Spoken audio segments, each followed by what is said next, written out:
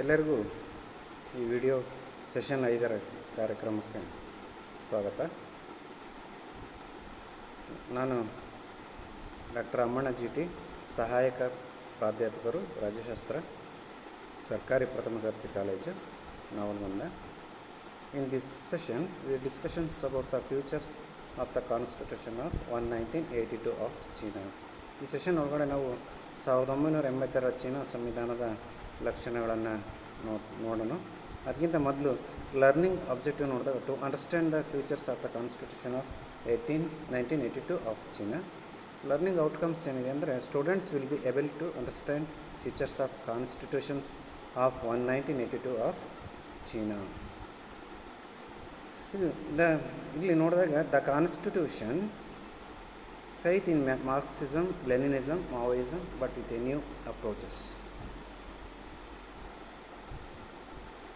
The 1982 Constitution expresses full faith in Marxism, Leninism and Maoism, but at the same time it indirectly admits some past mistakes when it seeks to right the wrongs that resulted from cultural revolutions of the 1960. ಮೊದಲ China 1982ರ ಸಂವಿಧಾನ ಲಕ್ಷಣ ಅಂತಂದರೆ marks ವಾದ, Lenin ವಾದ, ಮಾವೋವಾದದಲ್ಲಿ ಮುಂದುವರೆದ ನಂಬಿಕೆ ಹೊಂದಿದೆ. ಅಂದರೆ 1982ರ ಸಂವಿಧಾನವು ಮಾರ್ಕ್ಸ್ ವಾದ, ಲೆನಿನ್ ವಾದ ಮತ್ತು ಮಾವೋವಾದದಲ್ಲಿ ಸಂಪೂರ್ಣವಾದ ನಂಬಿಕೆಯನ್ನು ವ್ಯಕ್ತಪಡಿಸ್ತಾ ಹೋಗುತ್ತೆ. ಆದರೆ ಅದೇ ಸಮಯದಲ್ಲಿ ಅದು 1960ರ ಸಾಂಸ್ಕೃತಿಕ ಕ್ರಾಂತಿಯಿಂದ ಉಂಟಾದಂಥ ತಪ್ಪುಗಳನ್ನು ಸರಿಪಡಿಸಲು ಪ್ರಯತ್ನಿಸಿದಾಗ ಅದು ಹಿಂದಿನ ತಪ್ಪುಗಳನ್ನು ಪರೋಕ್ಷವಾಗಿ ಒಪ್ಕೊಂಡಂತನೂ ಕಂಡು ಬರ್ತಾ ಇದೆ. ಮಾವೋ ನಂತರ ವರ್ಷದಲ್ಲಿ ಪ್ರಾರಂಭಿಸಲಾದಂತಹ ಸಾಂಸ್ಥಿಕ ಚೌಕಟ್ಟನ್ನು ಸುವ್ಯವಸ್ಥಿತವಾಗಿ ಬಲಪಡಿಸುವ ಪ್ರಕ್ರಿಯೆಯನ್ನು ಇದು ಪ್ರತಿಪಾದಿಸ್ತಾ ಹೋಗುತ್ತೆ. ಮತ್ತು ಹೊಸ ರಾಜಕೀಯ ತತ್ವಗಳನ್ನು ಈ ಸಂವಿಧಾನದಲ್ಲಿ ಸಂಯೋಜನೆ ಮಾಡಲಾಗಿದೆ. ಆರ್ಥಿಕತೆಯ ವಿಕೇಂದ್ರೀಕರಣ, ಉದಾರೀಕರಣದಲ್ಲಿ ಹೊಸ ನಂಬಿಕೆಯನ್ನು ಈ ಸಂವಿಧಾನದಲ್ಲಿ ವ್ಯಕ್ತಪಡಿಸಲಾಗಿದೆ. ಸಮಾಜವಾದಿ ಆರ್ಥಿಕತೆಯಲ್ಲಿ ಖಾಸಗಿ ವಲಯವನ್ನು ಸೇರಿಸಲು ಇಲ್ಲಿ ಈ ಸಂವಿಧಾನದಲ್ಲಿ ಅವಕಾಶವನ್ನು ಮಾಡಿಕೊಟ್ಟಿದ್ದಾರೆ. ಹೊಸ ಪರಿಸರದಲ್ಲಿ ವ್ಯವಸ್ಥೆಯ ಆಧುನೀಕರಣಕ್ಕಾಗಿ ಈ ರೀತಿ ಮಾಡಲಾಗಿದೆ ಅನ್ನೋದು ಕಂಡು ಬರ್ತದೆ. ಹೊಸ ಸಂವಿಧಾನದ ಕರಡು ಕುರಿತು ಚರ್ಚೆಯ ಸಮಯದಲ್ಲಿ ರಾಷ್ಟ್ರೀಯ ಪೀಪಲ್ ಕಾಂಗ್ರೆಸ್ ತನ್ನ ಕೆಲವೊಂದು ವರದಿಯನ್ನು ನೀಡ್ತಾ ಹೋಗುತ್ತೆ. ಅದರಲ್ಲಿ ಏನು ಹೇಳುತ್ತೆ ಅಂತಂದರೆ, ಸಂವಿಧಾನಿಕ ಪರಿಷ್ಕರಣೆ ಸಮಿತಿ ಉಪಾಧ್ಯಕ್ಷರು ಚೀನಾ ಸಮಾಜವಾದಿ ಅಭಿವೃದ್ಧಿಯ ಐತಿಹಾಸಿಕ ಅನುಭವವನ್ನು ಒಟ್ಟುಗೂಡಿಸ್ತಾ ಹೋಗುತ್ತೆ, ಅದನ್ನು ಪ್ರತಿಬಿಂಬಿಸುತ್ತಾ ಹೋಗುತ್ತೆ. ದೇಶದ ಎಲ್ಲ ರಾಷ್ಟ್ರೀಯತೆಗಳ ಸಾಮಾನ್ಯ ಇಚ್ಛಾಶಕ್ತಿ ಮತ್ತು ಮೂಲಭೂತ ಹಿತಾಸಕ್ತಿಗಳು ಚೀನಾದ ಪರಿಸ್ಥಿತಿಗೆ ಅನುಗುಣವಾಗಿರ್ತವೆ ಮತ್ತು ಸಮಾಜವಾದಿ ಆಧುನೀಕರಣ ಅಗತ್ಯತೆಯನ್ನು ಪೂರೈಸ್ತಾ ಹೋಗುತ್ತೆ ಅನ್ನುವಂಥದ್ದನ್ನು ಈ ಸಂವಿಧಾನದಲ್ಲಿ ಪ್ರತಿಪಾದನೆ ಮಾಡಿದ್ದಾರೆ. Preamble of 1982 Constitution. The preamble of the 1982 Constitution gives an account of the past achievements and sets forth the task ahead. It affirms that in the past, the transition of Chinese society from a new democratic to a socialist society was effected step by step. The socialist transformation of the private ownership of the means of production was completed. The system of exploitation of man was eliminated and the socialist system established. 1982ರ ಸಂವಿಧಾನದ ಪೂರ್ವಪೀಠಿಕೆ ಅಥವಾ ಮುನ್ನುಡಿ ಏನು ಹೇಳೋದು, ಇದರಲ್ಲಿ ಹಿಂದಿನ ಸಾಧನೆಗಳ ವಿವರಗಳನ್ನು ಸೇರಿಸಿದೆ. ಹಿಂದೆ ಚೀನಿ ಸಮಾಜವನ್ನು ಹೊಸ ಪ್ರಜಾಪ್ರಭುತ್ವದಿಂದ ಸಮಾಜವಾದಿ ಸಮಾಜಕ್ಕೆ ಪರಿವರ್ತಿಸುವುದು ಅದನ್ನು ಇಲ್ಲಿ ವ್ಯಕ್ತಪಡಿಸಲಾಗಿದೆ. ಖಾಸಗಿ ಮಾಲೀಕತ್ವದ ಸಾಮಾಜಿಕ ಪರಿವರ್ತನೆಯ ಬಗ್ಗೆ ಸೇರಿಸಿದೆ. ಇದು ಮನುಷ್ಯನಿಂದ ಮನುಷ್ಯನನ್ನು ಶೋಷಿಸುವ ವ್ಯವಸ್ಥೆಯನ್ನು ತೆಗೆದುಹಾಕಲಾಗಿದೆ, ಮತ್ತು ಸಮಾಜವಾದಿ ವ್ಯವಸ್ಥೆಯನ್ನು ಸ್ಥಾಪಿಸಲಾಗಿದೆ ಎನ್ನುವಂಥದ್ದನ್ನು ಹೇಳ್ತಾರೆ. ಮುಂದಿನ ಕಾಲದಲ್ಲಿ ರಾಷ್ಟ್ರದ ಮುಂದೆ ಮೂಲಭೂತ ಕರ್ತವ್ಯ ತಿಳಿಸಿ ಸಂವಿಧಾನದ ಮುನ್ನುಡಿ ಈ ರೀತಿ ಹೇಳ್ತಾ ಹೋಗುತ್ತೆ. ಕಮ್ಯುನಿಸ್ಟ್ ಪಾರ್ಟಿ ಆಫ್ ಚೀನಾ ನಾಯಕತ್ವದಲ್ಲಿ ಮತ್ತು ಮಾರ್ಕ್ಸ್ವಾದ, ಲೆನಿನಿಸಮ್ ಮತ್ತು ಮಾವೋ ಸೆತುಂಗ್ ಅವರ ಚಿಂತನೆಯ ಮಾರ್ಗದರ್ಶನದಲ್ಲಿ ಚೀನಾದ ಜನರು ರಾಷ್ಟ್ರೀಯತೆಗಳು ಪ್ರಜಾಪ್ರಭುತ್ವ ಸರ್ವಾಧಿಕಾರತ್ವವನ್ನು ಅನುಸರಿಸುತ್ತಲೇ ಇರ್ತವೆ, ಸಮಾಜವಾದ ಹಾದಿಯನ್ನು ಅನುಸರಿಸ್ತಾ ಹೋಗುತ್ತೆ. ಸಾಮಾಜಿಕ ಆಧುನೀಕರಣದ ಅಗತ್ಯವನ್ನು ತಿಳಿಸಿ ಮುಂದೆ ಹೇಳ್ತಾ ಮುಂದಿನ ವರ್ಷಗಳಲ್ಲಿ ಚೀನಾ ಕಠಿಣ ಪರಿಶ್ರಮ ಮತ್ತು ಸ್ವಾವಲಂಬನೆಯ ಮೂಲಕ ಸಾಮಾಜಿಕ ಆಧುನೀಕರಣದತ್ತ ತನ್ನ ಪ್ರಯತ್ನಗಳನ್ನು ಕೇಂದ್ರೀಕರಿಸ್ತದೆ ಅಂತ ಈ ಮುನ್ನುಡಿಯಲ್ಲಿ ಹೇಳಿರುವಂಥದ್ದನ್ನು ನಾವು ನೋಡ್ತಾ ಹೋಗ್ತೀವಿ. ಇನ್ನೊಂದು ಈ ಸಂವಿಧಾನದ ಮತ್ತೊಂದು ಲಕ್ಷಣ ಅಂತಂದರೆ a socialist constitution. The 1982 constitution continues to be a constitution of the socialist state. It aims at further development of a socialism system. ಸಂವಿಧಾನದ ಸಮಾಜವಾದಿ ಸಂವಿಧಾನ 1982 ಸಂವಿಧಾನವು ಸಮಾಜವಾದಿ ರಾಜ್ಯದ ಸಂವಿಧಾನವಾಗಿ ಮುಂದುವರೆದಿದೆ. ಇದು ಸಮಾಜ ವ್ಯವಸ್ಥೆಯನ್ನು ಮತ್ತಷ್ಟು ಅಭಿವೃದ್ಧಿಯನ್ನು ಹೊಂದುವಂಥ ಗುರಿಯನ್ನು ಈ ಸಂವಿಧಾನ ಹೊಂದಿರುವಂಥದ್ದನ್ನು ಇಲ್ಲಿ ನೋಡ್ಬೋದು. ಮತ್ತೊಂದು ನಾಲ್ಕನೇದು ಲಕ್ಷಣ ಅಂತಂದರೆ faith in Panchsheel and opposition to imperialism.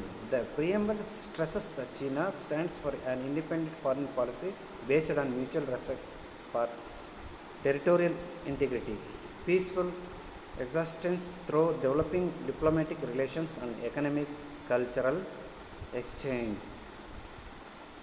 Panchsheel ನಂಬಿಕೆ ಮತ್ತು ಸಾಮ್ರಾಜ್ಯಶಾಹಿ ವಿರೋಧ ಈ 1982 ಸಂವಿಧಾನ ಮತ್ತೊಂದು ಲಕ್ಷಣ ಆಗಿದೆ. ಇಲ್ಲಿ ಪ್ರಾದೇಶಿಕ ಸಮಗ್ರತೆ, ಪರಸ್ಪರ ಆಕ್ರಮಣಶೀಲತೆ, ಪರಸ್ಪರ ಆಂತರಿಕ ವ್ಯವಹಾರಗಳಲ್ಲಿ ಹಸ್ತಕ್ಷೇಪ ಮಾಡದೇ ಇರುವುದು, ಸಮಾನತೆ ಮತ್ತು ಪರಸ್ಪರ ಲಾಭ ಮತ್ತು ರಾಜಕೀಯ ಸಂಬಂಧಗಳು, ಆರ್ಥಿಕ ಮತ್ತು ಸಾಂಸ್ಕೃತಿಕ ವಿನಿಮಯಗಳನ್ನು ಅಭಿವೃದ್ಧಿಪಡಿಸುವುದರ ಮೂಲಕ ಶಾಂತಿಯುತ ಸಹಬಾಳ್ವೆಯ ಆಧಾರದ ಮೇಲೆ ಚೀನಾ ಸ್ವತಂತ್ರ ವಿದೇಶಾಂಗ ನೀತಿಯನ್ನು ಪ್ರತಿನಿಧಿಸುತ್ತದೆ ಅಂತ ಈ ಮುನ್ನುಡಿಯಲ್ಲಿ ಒತ್ತಿ ಹೇಳಿರುವಂಥದ್ದನ್ನು ನಾವು ಕಾಣ್ಬೋದು. ಚೀನಾ ನಿರಂತರವಾಗಿ ಸಾಮ್ರಾಜ್ಯಶಾಹಿ ಆಧಿಪತ್ಯ ಮತ್ತು ವಸಾಹತುಶಾಹಿ ವ್ಯವಸ್ಥೆಯನ್ನು ವಿರೋಧಿಸುತ್ತೆ, ಇತರ ದೇಶಗಳ ಜನರೊಂದಿಗೆ ಐಕ್ಯತೆಯನ್ನು ಬಲಪಡಿಸಲಿಕ್ಕೆ ಕೆಲಸ ಮಾಡುತ್ತೆ.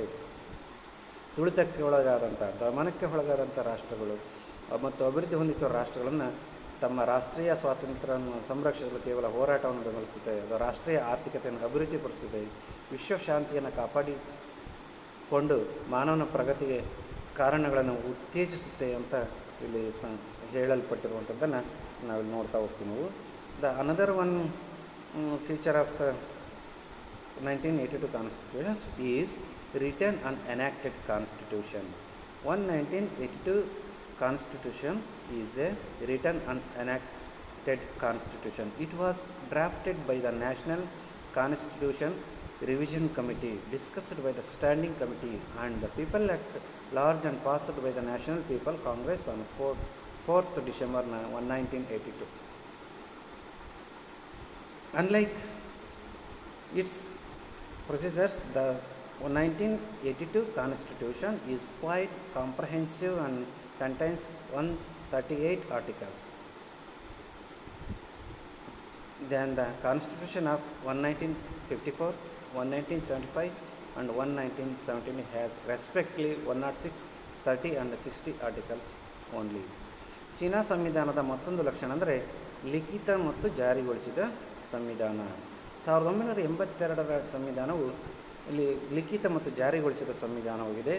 ಇದನ್ನು ರಾಷ್ಟ್ರೀಯ ಸಂವಿಧಾನ ಪರಿಷ್ಕರಣೆ ಸಮಿತಿ ರಚಿಸಿ ಸ್ಥಾಯಿ ಸಮಿತಿ ಮತ್ತು ಜನರು ಮುಂದೆ ಇದರ ಬಗ್ಗೆ ಚರ್ಚೆ ಮಾಡಿರುವಂಥದ್ದನ್ನು ಕಾಣ್ತಾ ಹೋಗ್ತೀವಿ. 1982 ಡಿಸೆಂಬರ್ 4ರಂದು ರಾಷ್ಟ್ರೀಯ ಕಾಂಗ್ರೆಸ್ ಇದನ್ನು ಅಂಗೀಕರಿಸಿತು. ಅದು ಪೂರ್ವವರ್ತಿಗಳಿಗಿಂತ ಭಿನ್ನವಾಗಿರುವಂಥದ್ದನ್ನು ನಾವು ನೋಡ್ತೀವಿ. ಯಾಕೆಂದರೆ 1982 ಸಂವಿಧಾನ ಇದೆಲ್ಲ ಸಾಕಷ್ಟು ವಿವರಗಳನ್ನು ಇಲ್ಲಿ ಒಳಗೊಂಡಿದೆ.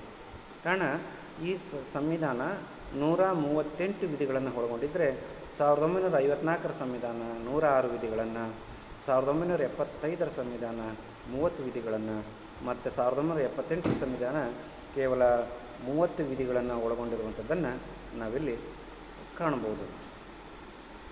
ಮತ್ತೊಂದು ಚೀನಾ ಸಂವಿಧಾನದ ಲಕ್ಷಣ ಅಂತಂದರೆ a difficult method of amendment. The Chinese constitution is theoretically a rigid constitution. ಯಾಕಂದ್ರೆ it provides for a special method of amendment.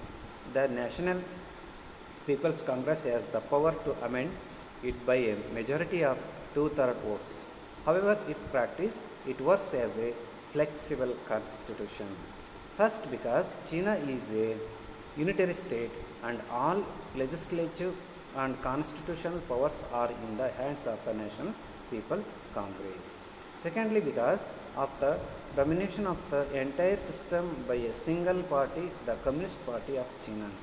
The unitary character, lack of opposition, and domination of politics by one party, one leadership together make the constitution flexible. China ಸಂವಿಧಾನದ ಮತ್ತೊಂದು ಲಕ್ಷಣ ಅಂದರೆ ತಿದ್ದುಪಡಿಯ ಕಠಿಣ ವಿಧಾನ. ನಾವು ಸೈದ್ಧಾಂತಿಕವಾಗಿ ನೋಡಿದ್ರೆ ಚೀನಾ ಸಂವಿಧಾನ ಏನಿದೆಯಲ್ಲ ಒಂದು ರೀತಿ ಕಠಿಣವಾದ ಸಂವಿಧಾನ ಅಂತಲೇ ಹೇಳ್ತೀವಿ ನಾವು. ಯಾಕೆಂತಂದರೆ ತಿದ್ದುಪಡಿನ ಮಾಡಬೇಕಾದ್ರೆ ಒಂದು ವಿಶೇಷ ವಿಧಾನವನ್ನು ಇಲ್ಲಿ ಅನುಸರಿಸ್ತಾ ಹೋಗುತ್ತೆ. ಈ ತಿದ್ದುಪಡಿನ ರಾಷ್ಟ್ರೀಯ ಪೀಪಲ್ಸ್ ಕಾಂಗ್ರೆಸ್ ಮಾಡ್ತಾ ಹೋಗುತ್ತೆ. 2/3 ಬಹುಮತದಿಂದ ತಿದ್ದುಪಡಿನ ಮಾಡುವಂಥ ಅಧಿಕಾರವನ್ನು ಅದಕ್ಕೆ ಕೊಟ್ಟಿದ್ದಾರೆ. ಆದ್ರೂ ಪ್ರಾಯೋಗಿಕವಾಗಿ ಇದು ಒಂದು ರೀತಿ ಹೊಂದಿಕೊಳ್ಳುವ ಸಂವಿಧಾನವಾಗಿಯೂ ಅಂದರೆ ಕಂಡು ಬರ್ತಾ ಇದೆ. ಯಾಕೆಂತಂದರೆ ಮೊದಲನೇದಾಗಿ ಚೀನಾ ಏಕೀಕೃತ ರಾಜ್ಯ ಮತ್ತು ಎಲ್ಲ ಶಾಸಕಾಂಗ ಸಂವಿಧಾನಿಕ ಅಧಿಕಾರಗಳೇನಿದಾವಲ್ಲ ಅಲ್ಲಿನ ರಾಷ್ಟ್ರೀಯ ಪೀಪಲ್ಸ್ ಕಾಂಗ್ರೆಸ್ ಕೈಯಲ್ಲಿತ್ತು. ಎರಡನೇದಾಗಿ ಇಡೀ ವ್ಯವಸ್ಥೆ ಪ್ರಾಬಲ್ಯ ಒಂದೇ ಪಕ್ಷ ಕಮ್ಯುನಿಸ್ಟ್ ಪಾರ್ಟಿ ಆಫ್ ಚೀನಾ ಅನ್ನುವಂಥದ್ದು ನಾವು ಇಲ್ಲಿ ಕಾಣ್ತೀವಿ. ನಾವು ಒಂದು ಪಕ್ಷ ಒಂದು ನಾಯಕತ್ವದಿಂದ ಏಕೀಕೃತ ಪಾತ್ರ, ವಿರೋಧತೆಯ ಕೊರತೆ, ರಾಜಕೀಯ ಪ್ರಾಬಲ್ಯ, ಒಟ್ಟೆ ಇವೆಲ್ಲವೂ ನೋಡಿದಾಗ ಸಂವಿಧಾನವನ್ನು ಇವು ಸುಲಭವಾಗಿ ಮಾಡಿರುವಂಥದ್ದನ್ನು ನಾವಿಲ್ಲಿ ನೋಡ್ಬೋದು. ನೆಕ್ಸ್ಟ್ ಇನ್ನೊಂದು ಲಕ್ಷಣ ಅಂತಂದರೆ constitution as the supreme law. The constitutions of people's republic of China is the fundamental law of the state and has supreme legal authority. It binds all including the communist party. It can be amended only by a 2/3 majority of votes in the National People Congress. ಇಲ್ಲಿ ಸರ್ವೋಚ್ಚ ಕಾನೂನಾಗಿ ಸಂವಿಧಾನ ಅನ್ನುವಂಥ ಮತ್ತೊಂದು ಲಕ್ಷಣವನ್ನು ನಾವು ಕಾಣ್ತಾ ಹೋಗ್ತೀವಿ. ನಾವು ಇಲ್ಲಿ ರಿಪಬ್ಲಿಕ್ ಆಫ್ ಚೀನಾ ಸಂವಿಧಾನ ರಾಜ್ಯದ ಮೂಲಭೂತ ಕಾನೂನು ಮತ್ತು ಸರ್ವೋಚ್ಚ ಕಾನೂನುಗಳ ಅಧಿಕಾರವನ್ನು ಇದಕ್ಕೆ ನೀಡಿದೆ. ಇದು ಕಮ್ಯುನಿಸ್ಟ್ ಪಕ್ಷ ಸೇರಿದಂತೆ ಎಲ್ಲರನ್ನು ಬಂಧಿಸ್ತಾ ಹೋಗುತ್ತೆ. ಇದನ್ನು ರಾಷ್ಟ್ರೀಯ ಜನತಾ ಕಾಂಗ್ರೆಸ್ನಲ್ಲಿ 2/3 ಬಹುಮತಗಳಿಂದ ಮಾತ್ರ ಇಲ್ಲಿ ತಿದ್ದುಪಡಿ ಮಾಡಲಿಕ್ಕೆ ಅವಕಾಶ ಇರುವಂಥದ್ದನ್ನು ನಾವು ಕಾಣ್ತಾ ಹೋಗ್ತೀವಿ. The another one feature of the 1982 constitutions is separation between government and the party. The constitution incorporates a separation between the government and the party. No article of the constitution either gives recognition to or explain the role of the Communist Party. Article 1 simply describes China as a people's democratic dictatorship led by the working class and based on the alliance of workers and peasants. It makes no mention of the Communist Party. The state is now headed by the President of the Republic. The command of the army is no longer in the hands of the chairman of the Central Committee of the party. The leadership of the Communist Party continues to hold full and firm control over all the offices of the government. However, this separation is only on papers. In reality, the leadership of Communist Party continues to hold all full and firm control over all the offices of the government. China ಸಂವಿಧಾನದ ಮತ್ತೊಂದು ಲಕ್ಷಣ ಅಂತಂದರೆ ಸರ್ಕಾರ ಮತ್ತು ಪಕ್ಷದ ನಡುವಿನ ಪ್ರತ್ಯೇಕತೆಯನ್ನು ಇಲ್ಲಿ ನಾವು ಕಾಣ್ತಾ ಹೋಗ್ತೀವಿ. ನಾವು ಇಲ್ಲಿ ಯಾಕೆಂತಂದರೆ ಸಂವಿಧಾನವು ಸರ್ಕಾರ ಮತ್ತು ಪಕ್ಷದ ನಡುವಿನ ಪ್ರತ್ಯೇಕತೆಯನ್ನು ಇಲ್ಲಿ ಗುರುತಿಸಿರುವಂಥದ್ದನ್ನು ನಾವು ಕಾಣ್ತೀವಿ. ನಾವು ಸಂವಿಧಾನದ ಯಾವುದೇ ಒಂದು ವಿಧಿ ಕಮ್ಯುನಿಸ್ಟ್ ಪಕ್ಷದ ಪಾತ್ರ ಏನಿದೆ ಅನ್ನುವಂಥದ್ದು ಹೇಳಿಲ್ಲ, ಅಲ್ಲಿ ವಿವರಣೆಯೂ ಕೊಟ್ಟಿಲ್ಲ. ಆರ್ಟಿಕಲ್ 1 ಏನು ಹೇಳುತ್ತಂದರೆ ಚೀನಾವನ್ನು ಕಾರ್ಮಿಕ ವರ್ಗದ ನೇತೃತ್ವ ಮತ್ತು ಕಾರ್ಮಿಕರು ರೈತರ ಮೈತ್ರಿಯನ್ನು ಆಧರಿಸಿದ ಜನರ ಪ್ರಜಾಪ್ರಭುತ್ವ ಸರ್ವಾಧಿಕಾರ ಅಂತ ಅಲ್ಲಿ ವಿವರಿಸ್ತಾ ಹೋದು. ಆದರೆ ಇದು ಕಮ್ಯುನಿಸ್ಟ್ ಪಕ್ಷದ ಬಗ್ಗೆ ಯಾವುದೇ ಉಲ್ಲೇಖವನ್ನು ನೀಡಿಲ್ಲ. ಅಲ್ಲಿ ಚೀನಾದ ರಾಜ್ಯ ಏನಿದೆಯಲ್ಲ ಗಣರಾಜ್ಯದ ಅಧ್ಯಕ್ಷರ ನೇತೃತ್ವದಲ್ಲಿದೆ. ಸೇನೆಯ ಆಜ್ಞೆಯನ್ನು ಮುಂದೆ ಪಕ್ಷ ಕೇಂದ್ರ ಸಮಿತಿ ಅಧ್ಯಕ್ಷರ ಕೈಲಿಲ್ಲ. ಸಶಸ್ತ್ರ ಪಡೆಗಳು ಜನರಿಗೆ ಸೇರಿರುವಂಥದ್ದನ್ನು ನೋಡ್ತಾ ಹೋಗ್ತೀವಿ. ಇಲ್ಲಿ ಗಣರಾಜ್ಯದ ಅಧ್ಯಕ್ಷನ ನಾಮನಿರ್ದೇಶನ ಮಾಡಿದ ಮೇಲೆ ಅವರನ್ನು ರಾಷ್ಟ್ರೀಯ ಜನರು ಕಾಂಗ್ರೆಸ್ ಆಯ್ಕೆ ಮಾಡಿರುವಂಥದ್ದನ್ನು ಕಾಣ್ತಾ ಹೋಗ್ತೀವಿ ನಾವು. ಹಾಗಾಗಿ 1982 ಸಂವಿಧಾನ ಇದೆಯಲ್ಲ ಸರ್ಕಾರವನ್ನು ಅಲ್ಲಿ ಪಕ್ಷದಿಂದ ಪ್ರತ್ಯೇಕ ಮಾಡಿರುವಂಥದ್ದನ್ನು ನಾವು ಕಾಣ್ತಾವೆ. ಅದು ಹೀಗೆ ಹೇಳ್ತಾ ಹೋಗ್ತಾ ಸಂವಿಧಾನದಲ್ಲಿ ಕಮ್ಯುನಿಸ್ಟ್ ಪಕ್ಷದ ಸಂವಿಧಾನವು ಸಂವಿಧಾನ ಮತ್ತು ಕಾನೂನಿಗೆ ಅನುಗುಣವಾಗಿರಬೇಕು. ಆದಾಗ್ಯೂ ಇದು ಪ್ರತ್ಯೇಕತೆಯ ಕಾಗದದಲ್ಲಿ ಮಾತ್ರ. ವಾಸ್ತವದಲ್ಲಿ ಕಮ್ಯುನಿಸ್ಟ್ ಪಕ್ಷದ ನಾಯಕತ್ವವು ಸರ್ಕಾರದ ಎಲ್ಲ ಕಚೇರಿಗಳ ಮೇಲೆ ಸಂಪೂರ್ಣ ನಿಯಂತ್ರಣವನ್ನು ಹೊಂದಿದೆ ಅನ್ನುವಂಥದ್ದನ್ನು ಹೇಳ್ತಾ ಹೋಗ್ತದೆ. The another one important feature of the 1982 Constitutions of China is restoration of republican character of the state. The 1975 Constitution abolished the office of the President of Republic, who used to work as the head of the state under the 1954 Constitution. The duties of the head of the state were carried out by the chairman of the Standing Committee on the National People's Congress. The 1982 Constitution restores the office of the President of People's Republic of China and provides for his election by the National People's Congress for a term of 5 years. However, while restoring this office, the 1982 Constitution has not restored all the powers which belonged to him under the 1954 Constitution. China 1985ರ ಸಂವಿಧಾನದ ಎರಡರ ಸಂವಿಧಾನ ಮತ್ತೊಂದು ಲಕ್ಷಣ ಅಂತಂದರೆ ರಾಜ್ಯದ Republican ಪಾತ್ರದ ಪುನಃ ಸ್ಥಾಪನೆ.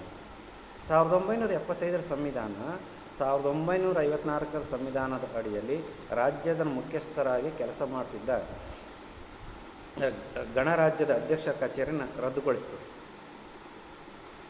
ಅದರಿಂದ ಏನಾಯ್ತು, ರಾಷ್ಟ್ರದ ಮುಖ್ಯಸ್ಥರ ಕರ್ತವ್ಯಗಳನ್ನು ರಾಷ್ಟ್ರೀಯ ಜನತಾ ಕಾಂಗ್ರೆಸ್ ಸ್ಥಾಯಿ ಸಮಿತಿ ಅಧ್ಯಕ್ಷರು ನಿರ್ವಹಿಸ್ತಾ ಇದ್ದರು. ಆದರೆ 1982 ಸಂವಿಧಾನ ಪೀಪಲ್ಸ್ ರಿಪಬ್ಲಿಕ್ ಆಫ್ ಚೀನಾ ಅಧ್ಯಕ್ಷರ ಕಚೇರಿಯನ್ನು ಪುನರ್ ಸ್ಥಾಪನೆ ಮಾಡ್ತಾ ಹೋಗುತ್ತೆ ಮತ್ತು ನ್ಯಾಷನಲ್ ಪೀಪಲ್ಸ್ ಕಾಂಗ್ರೆಸ್ ತನ್ನ ಚುನಾವಣೆಯನ್ನು 5 ವರ್ಷಗಳ ಅವಧಿವರೆಗೆ ಅಧ್ಯಕ್ಷನನ್ನು ಆಯ್ಕೆ ಮಾಡಬೇಕು ಅನ್ನುವಂಥದ್ದನ್ನು ಅಲ್ಲಿ ಪ್ರತಿಪಾದನೆ ಮಾಡಿರುವಂಥದ್ದನ್ನು ನಾವು ಕಾಣಬಹುದು. Another one feature of the 1982 Constitution China is faith in sovereignty of the popular will. Article 2 categorically states that all powers in China belongs to the people. The people administer state affairs and manage economic, cultural and social affairs in accordance with the law. The Constitution presents the sovereign will of the people. Article 5 says that the all states organs and armed force, all political parties and public organizations and all enterprises and undertakings must abide by the Constitution and the law. 1982 ಚೀನಾದ ಮತ್ತೊಂದು ಸಂವಿಧಾನದ ಲಕ್ಷಣ ಅಂತಂದರೆ ಜನಪ್ರಿಯ will, ಸಾರ್ವಭೌಮತ್ವದಲ್ಲಿ ನಂಬಿಕೆ. 1982 ಸಂವಿಧಾನದ 2ನೇ ವಿಧಿ ಏನು ಹೇಳ್ತಂದರೆ, ಚೀನಾದಲ್ಲಿ ಎಲ್ಲ ಅಧಿಕಾರವು ಜನರಿಗೆ ಸೇರಿದೆ ಅಂತ ಸ್ಪಷ್ಟವಾಗಿ ಹೇಳ್ತಾರೆ. ಅಂದರೆ ಜನರು ರಾಜ್ಯದ ವ್ಯವಹಾರಗಳನ್ನು ನಿರ್ವಹಿಸ್ತಾ ಹೋಗ್ತಾರೆ. ಆರ್ಥಿಕ, ಸಾಂಸ್ಕೃತಿಕ, ಸಾಮಾಜಿಕ ವ್ಯವಹಾರಗಳನ್ನು ಕಾನೂನಿಗೆ ಅನುಗುಣವಾಗಿ ನಿರ್ವಹಿಸ್ತಾ ಹೋಗ್ತಾರೆ. ಸಂವಿಧಾನವು ಜನರ ಸಾರ್ವಭೌಮ ಇಚ್ಛೆಯನ್ನು ಪ್ರತಿನಿಧಿಸ್ತಾ ಹೋಗುತ್ತೆ. ಅದೇ ರೀತಿ 5ನೇ ವಿಧಿ ಏನು ಹೇಳ್ತಂದರೆ, ಎಲ್ಲ ರಾಜ್ಯ ಅಂಗಗಳು, ಸಶಸ್ತ್ರ ಪಡೆಗಳು, ಎಲ್ಲ ರಾಜಕೀಯ ಪಕ್ಷಗಳು ಮತ್ತು ಸಾರ್ವಜನಿಕ ಸಂಸ್ಥೆಗಳು, ಎಲ್ಲ ಉದ್ಯಮಗಳು ಮತ್ತು ಸಂಸ್ಥೆಗಳು ಸಂವಿಧಾನ ಮತ್ತು ಕಾನೂನಿಗೆ ಬದ್ಧವಾಗಿರಬೇಕು ಅನ್ನುವಂಥದ್ದನ್ನು ಹೇಳ್ತಾ ಹೋಗ್ತಾರೆ. Next, another one features of the 1982 Constitutions is fundamental rights and duties of the people of China. The 1982 Constitution places added emphasis on the rights, freedoms and duties of the peoples of China. In its chapter 2, it incorporates an impressive bill of rights. Every citizen now enjoy the rights enriched in the Constitution. The Chinese Bill of Rights now includes rights to equality, political rights, rights to basic freedom, freedom of religious belief and rights to work, right to material assistance, equality of women and several other rights. Along with these rights the Constitution enumerates the fundamental duties of all citizens. This including the duties of preserve and protect the unity of the country, to abide by the Constitution, defend the motherland, to pay tax and so safeguard the honor of China. The rights, personal property and inheritance has also been recognized by the Constitution. China 1982 ಚೀನಾದ ಮತ್ತೊಂದು ಲಕ್ಷಣ ಅಂದರೆ ಮೂಲಭೂತ ಹಕ್ಕುಗಳು ಮತ್ತು ಕರ್ತವ್ಯಗಳು. 1982ರ ಸಂವಿಧಾನದಲ್ಲಿ ಚೀನಾದ ಜನರ ಹಕ್ಕುಗಳು, ಸ್ವಾತಂತ್ರ್ಯ ಮತ್ತು ಕರ್ತವ್ಯಗಳಿಗೆ ಹೆಚ್ಚು ಒತ್ತು ಕೊಟ್ಟಿರುವಂಥದ್ದನ್ನು ನಾವು ಇಲ್ಲಿ ಕಾಣ್ಬೋದು.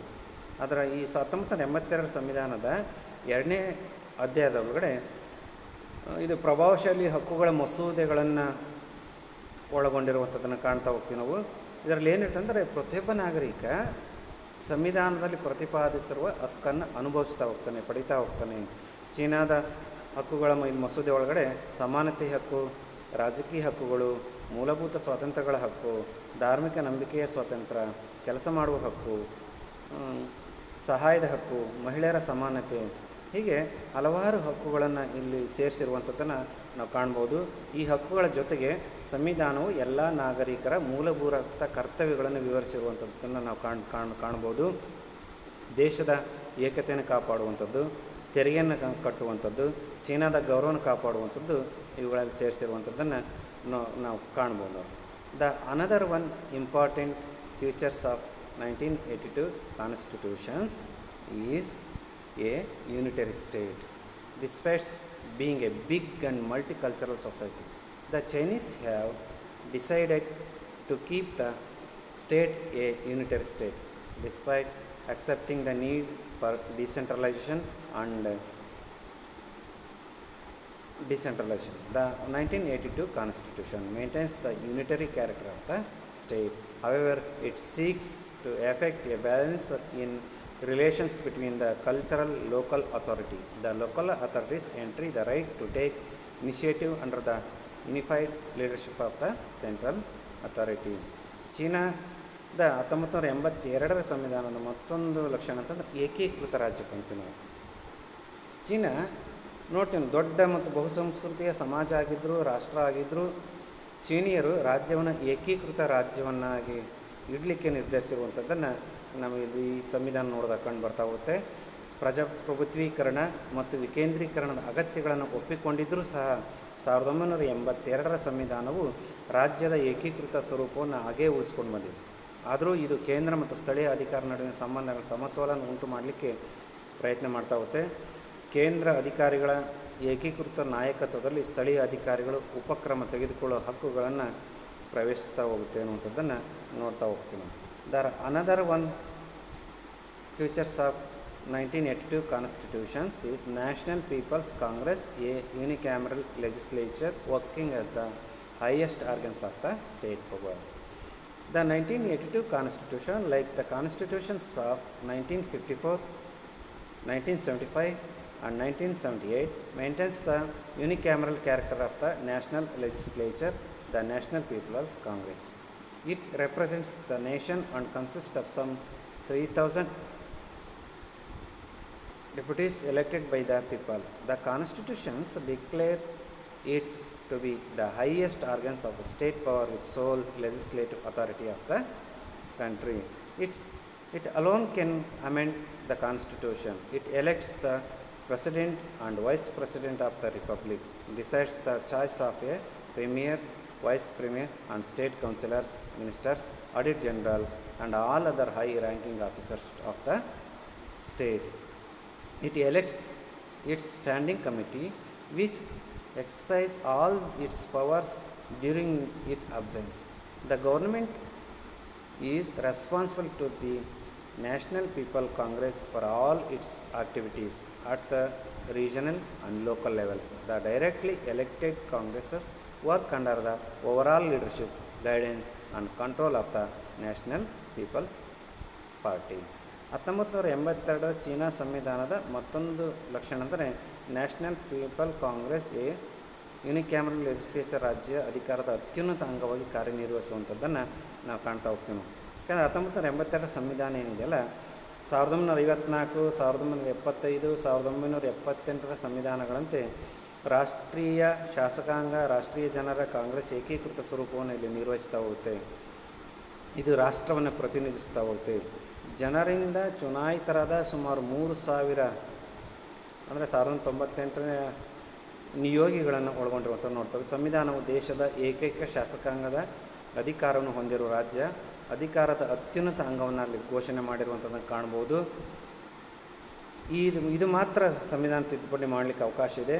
ಇದು ಗಣರಾಜ್ಯದ ಅಧ್ಯಕ್ಷ ಉಪಾಧ್ಯಕ್ಷರನ್ನು ಆಯ್ಕೆ ಮಾಡ್ತಾ ಹೋಗುತ್ತೆ. ಪ್ರೀಮಿಯರ್, ಉಪ ಪ್ರೀಮಿಯರ್ಸ್, ರಾಜ್ಯ ಕೌನ್ಸಿಲ್ಗಳು, ಮಂತ್ರಿಗಳು, ಲೆಕ್ಕ ಪರಿಶೋಧಕ, ಜನರಲ್ ಮತ್ತು ರಾಜ್ಯ ಎಲ್ಲ ಉನ್ನತ ಅಧಿಕಾರಿಗಳ ಆಯ್ಕೆಯನ್ನು ನಿರ್ಧರಿಸ್ತಾ ಹೋಗುತ್ತೆ. ಅದು ತನ್ನ ಸ್ಥಾಯಿ ಸಂಸ್ಥೆಗಳನ್ನು ಆಯ್ಕೆ ಮಾಡ್ತಾ ಹೋಗುತ್ತೆ. ಅದು ತನ್ನ ಅನುಪಸ್ಥಿತಿಯಲ್ಲಿ ತನ್ನ ಎಲ್ಲ ಅಧಿಕಾರಗಳನ್ನು ಚಲಾವಣೆ ಮಾಡ್ತಾ ಹೋಗುತ್ತೆ. ಅದರ ಎಲ್ಲ ಚಟುವಟಿಕೆಗಳಿಗೆ ಸರ್ಕಾರವು ರಾಷ್ಟ್ರೀಯ ಜನತಾ ಕಾಂಗ್ರೆಸ್ಗೆ ಜವಾಬ್ದಾರರಾಗಿರ್ತಾರೆ. ಪ್ರಾದೇಶಿಕ ಮತ್ತು ಸ್ಥಳೀಯ ಮಟ್ಟದಲ್ಲಿ ನೇರವಾಗಿ ಚುನಾಯಿತರ ಕಾಂಗ್ರೆಸ್ಸಿಗರು ರಾಷ್ಟ್ರೀಯ ಜನರ ಕಾಂಗ್ರೆಸ್ ಒಟ್ಟಾರೆ ನಾಯಕತ್ವ, ಮಾರ್ಗದರ್ಶನ, ನಿಯಂತ್ರಣದಲ್ಲಿ ಕಾರ್ಯನಿರ್ವಹಿಸ್ತಾ ಹೋಗ್ತವೆ. Another one features of the 1982 constitutions is A short of parliamentary system. The 1982 Constitution lays down a system of government which resembles the parliamentary form of government. The cabinet is called the State Council and the Prime Minister is called the Premier. It is the real executive of the state. The Premier is chosen by the National People's Congress upon nomination made by the President of Republic. All other members of State Council are appointed by the National People's Congress upon the nominations recommended by the Premier, since the State Council is most powerful organs of the government. The top leaders of the Communist Party are usually its member.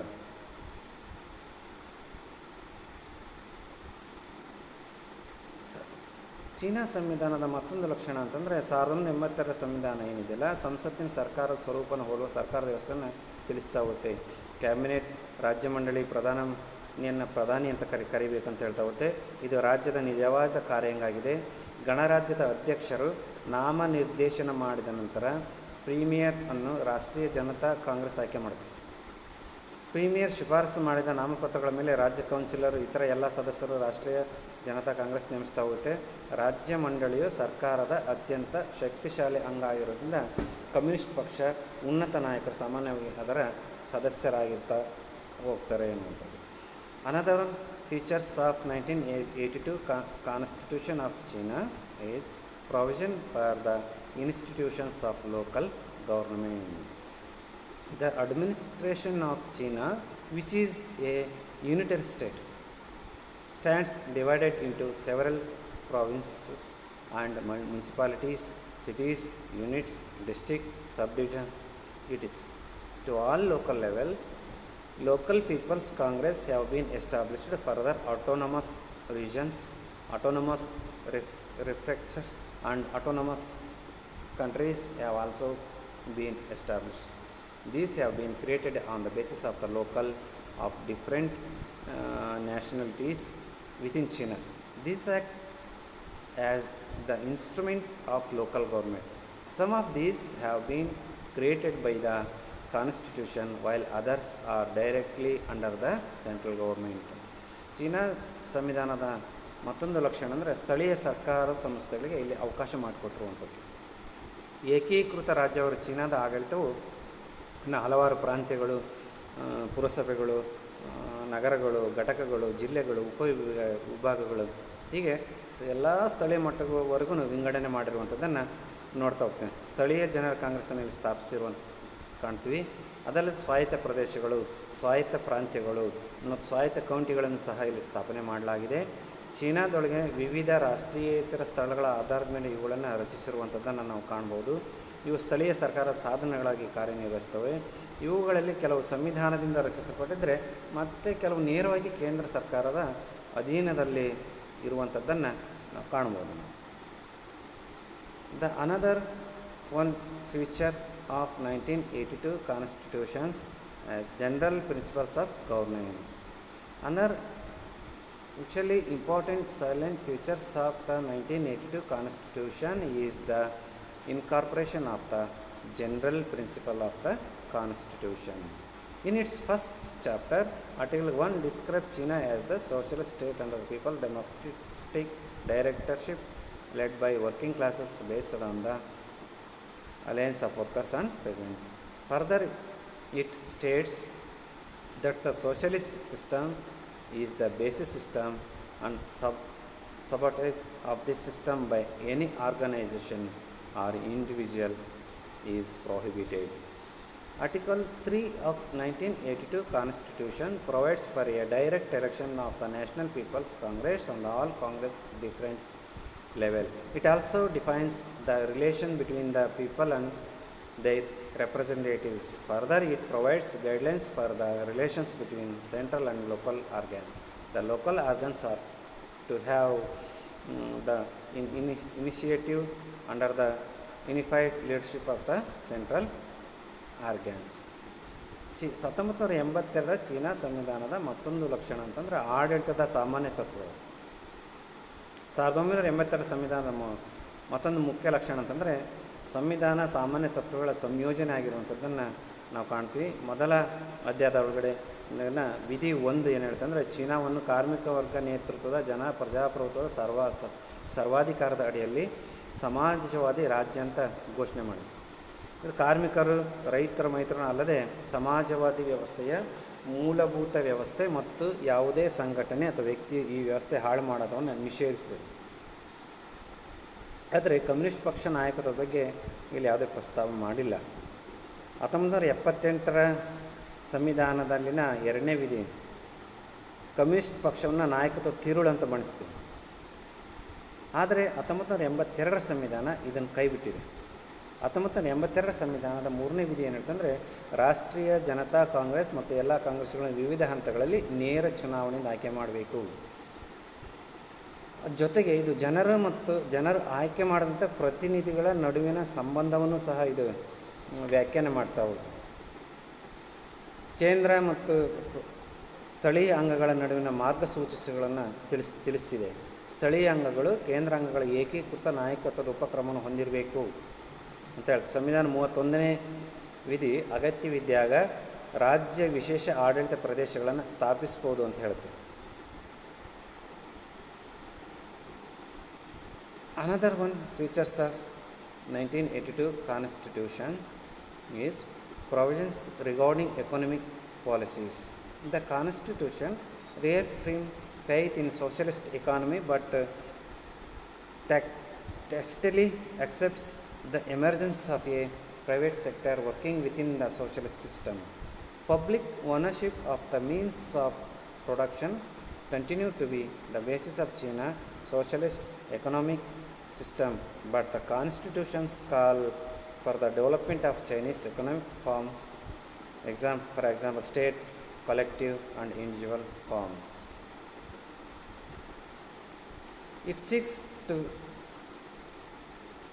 dilute the rigid and excessive state control over the economic system by providing for a role in decision making to the state and collectively owned enterprises. The open door policy involving limited and gradual economic liberalization continues to be the official policy.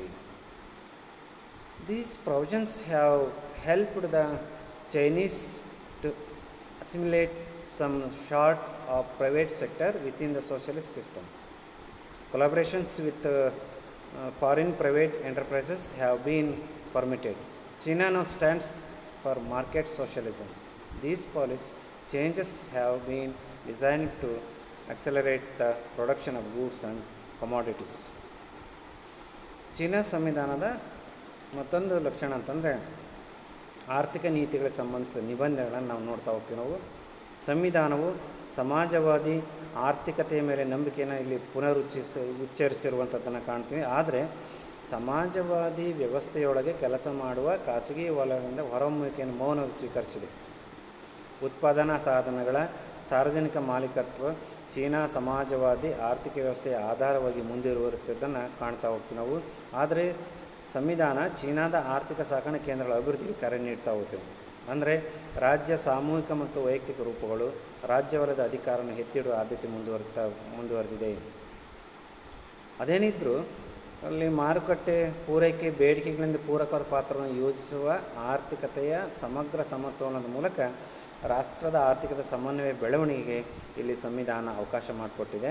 ಇದು ರಾಜ್ಯ ಮತ್ತು ಸಾಮೂಹಿಕ ಸ್ವಾಮ್ಯದ ಉದ್ಯಮಗಳಿಗೆ ನಿರ್ಧಾರ ತೆಗೆದುಕೊಳ್ಳುವಂಥ ಸಂದರ್ಭದ ಒಂದು ಪಾತ್ರವನ್ನು ಒದಗಿಸಿಕೊಡುವುದರ ಮೂಲಕ ಆರ್ಥಿಕ ವ್ಯವಸ್ಥೆ ಮೇಲೆ ಕಠಿಣ ಮತ್ತು ಅತಿಯಾದ ರಾಜ್ಯ ನಿಯಂತ್ರಣವನ್ನು ಇದು ದುರ್ಬಲಗೊಳಿಸಲಿಕ್ಕೆ ಪ್ರಯತ್ನಿಸಿರುವಂಥದ್ದನ್ನು ಕಂಡುಬರ್ತಾ ಹೋಗುತ್ತೆ. ಸೀಮಿತ ಮತ್ತು ಕ್ರಮೇಣ ಆರ್ಥಿಕ ಉದಾರೀಕರಣ ಒಳಗೊಂಡ ಓಪನ್ ಡೋರ್ ನೀತಿಯು ಅಧಿಕೃತ ನೀತಿಯಾಗಿ ಇಲ್ಲಿ ಮುಂದುವರೆದಿದೆ.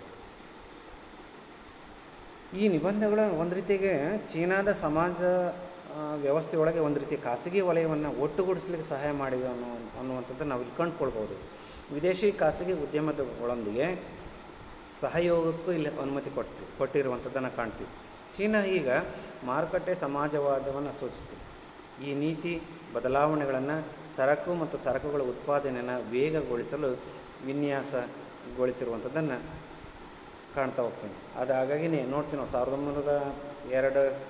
1916ನೇ ಕಾಂಗ್ರೆಸ್ ಪಕ್ಷದ ಅಧಿವೇಶನದೊಳಗಡೆ ಶ್ರೀಮಂತ ವ್ಯಾಪಾರಸ್ಥರ ಪಕ್ಷದ ಸದಸ್ಯತ್ವಕ್ಕೆ ಅರ್ಜಿ ಸಲ್ಲಿಸಲು ಅಗತ್ಯವಿದೆ ಅಂತ ಘೋಷಣೆ ಮಾಡ್ತಾರೆ.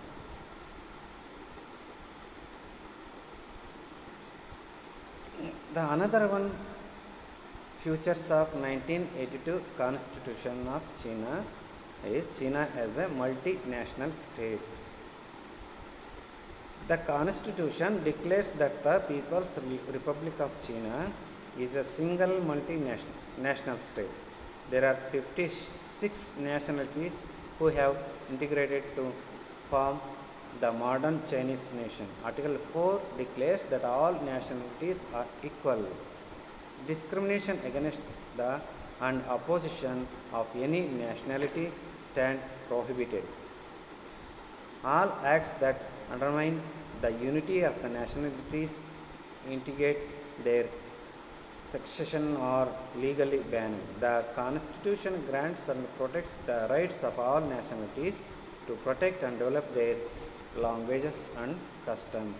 1982 ಚೀನಾ ಸಂವಿಧಾನದ ಮತ್ತೊಂದು ಲಕ್ಷಣ ಅಂದರೆ ಬಹುರಾಷ್ಟ್ರೀಯ ರಾಜ್ಯವಾಗಿ ಚೀನಾ ಅಂತ. ಈ ಸಂವಿಧಾನ ಪೀಪಲ್ಸ್ ರಿಪಬ್ಲಿಕ್ ಆಫ್ ಚೀನಾ ಏನಿದೆಯಲ್ಲ ಒಂದೇ ಬಹುರಾಷ್ಟ್ರೀಯ ರಾಜ್ಯ ಅಂತ ಘೋಷಣೆ ಮಾಡಿದೆ. ಆಧುನಿಕ ಚೀನಿ ರಾಷ್ಟ್ರವನ್ನು ರಚಿಸಲಿಕ್ಕೆ 56 ರಾಷ್ಟ್ರೀಯತೆಯನ್ನು ಸಂಯೋಜನೆ ಮಾಡಿರುವಂಥದ್ದನ್ನು ಇಲ್ಲಿ ಕಾಣ್ತಾ ಹೋಗ್ತೀವಿ ನಾವು. ಈ ಸಂವಿಧಾನದ 4ನೇ ವಿಧಿ ಏನಿರುತ್ತೆ, ಎಲ್ಲ ರಾಷ್ಟ್ರೀಯತೆಗಳು ಸಮಾನವೆಂದು ಘೋಷಣೆ ಮಾಡಿದೆ. ಯಾವುದೇ ರಾಷ್ಟ್ರೀಯ ವಿರುದ್ಧ ತಾರತಮ್ಯ ಮತ್ತು ದಬ್ಬಾಳಿಕೆ ನಿಷೇಧಿಸಿರುವಂಥ ಕಾಣ್ತೀವಿ. ರಾಷ್ಟ್ರೀಯತೆಗಳ ಏಕತೆಯನ್ನು ಹಾಳು ಮಾಡುವ ಅಥವಾ ಅವರ ಪ್ರತ್ಯೇಕತೆಯನ್ನು ಪ್ರಚೋದಿಸುವ ಎಲ್ಲ ಕೃತ್ಯಗಳನ್ನು ಕಾನೂನುಬದ್ಧವಾಗಿ ನಿಷೇಧಿಸಿರುವಂಥದ್ದನ್ನು ನಾವು ಕಾಣ್ತೀವಿ. ಸಂವಿಧಾನ ಎಲ್ಲ ರಾಷ್ಟ್ರೀಯ ಭಾಷೆ ಪದ್ಧತಿಯನ್ನು ರಕ್ಷಿಸುವ ಅಭಿವೃದ್ಧಿಪಡಿಸುವ ಹಕ್ಕುಗಳನ್ನು ನೀಡಿರುವಂಥದ್ದನ್ನು ನಾವಿಲ್ಲಿ ನೋಡ್ತಾ ಹೋಗ್ತೀವಿ. ಇಷ್ಟು ನಾವು ಇದರಲ್ಲಿ ಚೀನಾ ಸಂವಿಧಾನದ ಕೆಲವೊಂದು